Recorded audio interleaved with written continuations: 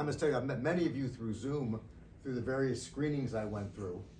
I can assure you, no organization screened me more carefully than APPAC did. We had a number of them, to each your credit. And you're all much taller than you are in Zoom, I might add that. But certainly, Dr. Ahmad, thank you so much for having me at your home again. I'm grateful to you, Saeed, for your leadership. And of course, Muhammad has been with me through our entire venture since it began in January. And I'm very grateful to all of you for the attention you're showing at such an important time to this congressional race. Because it's a very important time for the Pakistani community, both here in America, and of course, to the country itself. It's a very critical time for Pakistan itself.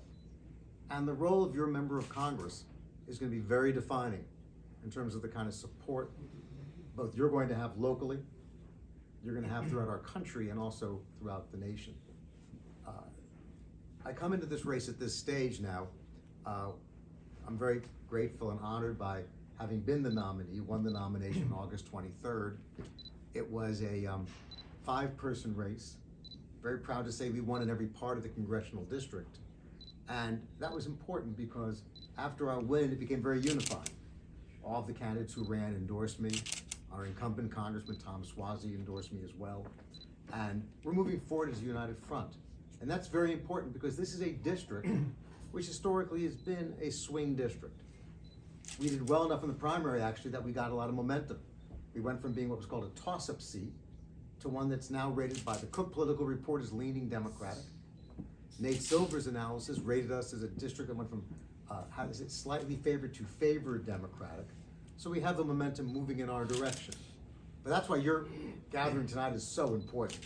Because I was saying to some of you before, now is the time when we launch our media campaigns, launch our direct mail, reach out directly to the voters. It's very critical with 6 weeks to go, so your support and your guidance and your advice is all so important right now.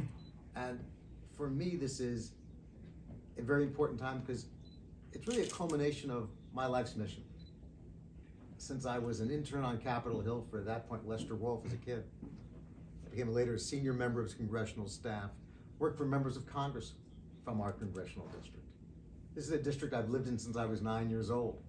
Went to our public schools, built my business here, now in its 33rd year, small business in marketing, advertising, and communications. Became elected to the Democratic National Committee, and so I bring into this race a strong background in this district, working with the different communities of our district, but also a strong background working with national political leadership, be it through the Democratic National Committee or with congressional leaders. I hope to bring that network and experience to this work, which I think is so important. Let me just say to you, first, as a member of Congress, I'm given the privilege to serve. Let me just say what I said to Dr. Ahmad, I'm not going to wait to be sworn in. I'm going to go to Pakistan immediately. It is one of the great international crises we have seen in, I'd say, the past 50 years. And we have to keep the world and our country's attention on it. I mean, it's 14% of the population I read, 33 million lives. The tragedies and are just you can't even calculate, just incalculable how large these tragedies are. And the traumas it's going to create for generations of people in Pakistan. So I believe our government has got to keep the focus on this. We've got to keep our relief together on this because frankly, Pakistan's survival and their ability to survive this terrible experience is critical to our country and the world. And so I'll be there advocating for aid, making sure the world does not forget. I've been on a commentator on the networks for many years, and I'll be talking about this on the networks for quite some time. I also want to say that you made a very important point, Dr. Ahmad, that I want to focus on for a second. And I've talked about this, talked to Muhammad, I've talked to Saeed about this, and that is my congressional office is going to look like our congressional district. I want to make sure members of the Pakistani community are included both in my congressional staff, on our advisory committees that we set up. Ooh. I think it's very important. That's huge. No, Thank you. This is very important because I have to tell you something. As I mentioned before, when I was a kid, I worked in a congressional office. Nobody goes to a Congress member's office for a good time. You go there because you got a problem. Maybe your Social Security check didn't arrive. Maybe you're not getting your veterans assistance that you need. Maybe there's an immigration problem where you're getting lost in the system. So you have to go to that office, and you have to make sure when you're in that office, there are people there that understand your situation, understand your story, can relate to you, and the constituents comfortable talking to them. That's very important. And so we're gonna make sure we have, not just on the congressional staff, but on the various committees that we establish.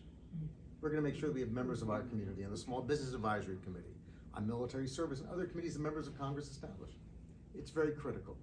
And this is, I think, part of the ongoing, I bring a very ongoing experience of serving. I bring a different experience from a lot of folks who go to Congress. Coming out of the small business community, I certainly see firsthand what economic pressures can do for families, for our economies, for small businesses. And that's something I'm gonna be very, very focused on, because we're going through a difficult period right now. We're gonna pull out of it. It's a difficult time, and frankly, so many people don't realize the role government can play in helping small businesses.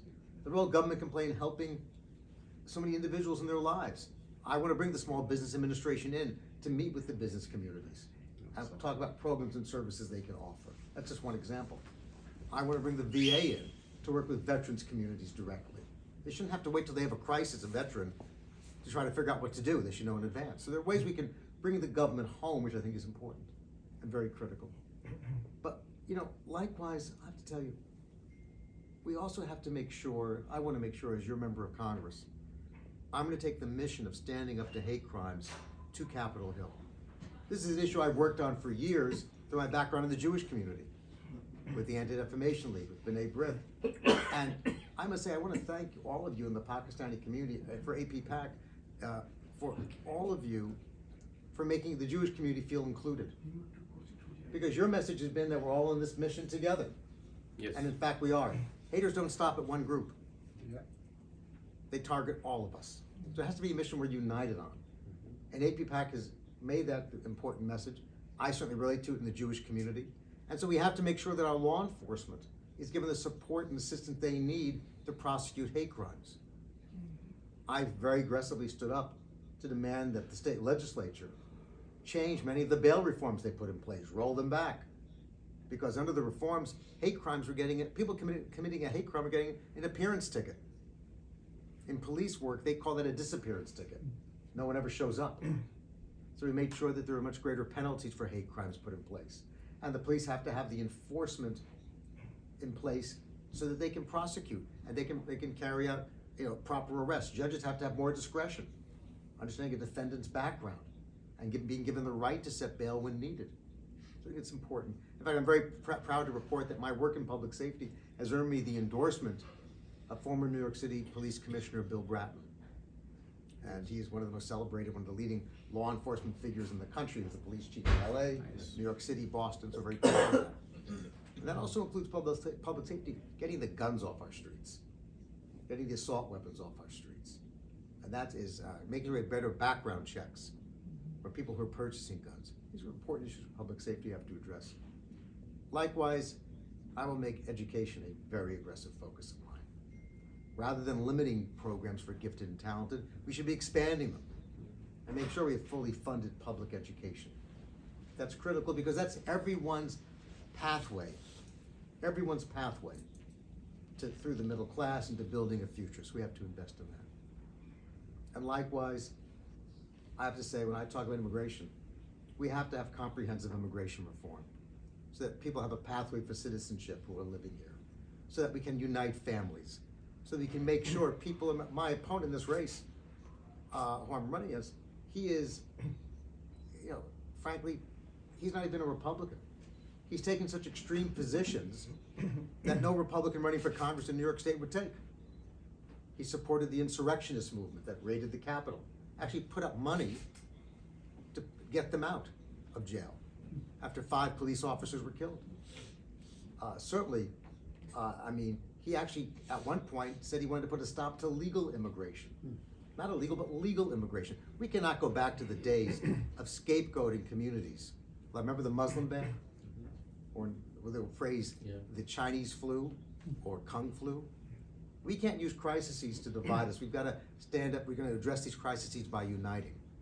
So, very simply put, my role as a Congress member is going to be to work to unite our communities, to stand with you, because your leadership really does strengthen us here at home and helps keep spotlight on important initiatives we have to pursue around the world. And I'll tell you something, one of the most important initiatives right now is making sure we can stand with Pakistan for their relief and for their assistance. Thank you. Thank you, Robert. Thank you.